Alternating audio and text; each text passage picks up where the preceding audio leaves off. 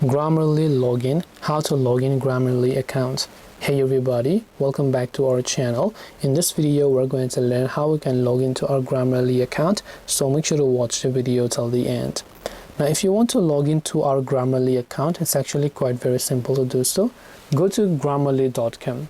If you have already had a subscription on Grammarly or you have a free account, doesn't really matter. If you want to log into your Grammarly account, tap on the three lines option from the top right hand side.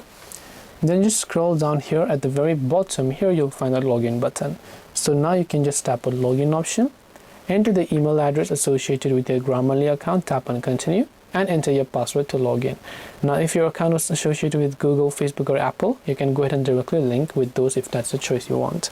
This way you can go ahead and log into Grammarly account. Hope this video was very helpful. If you have got any questions, feel free to also leave them down in the comment section below.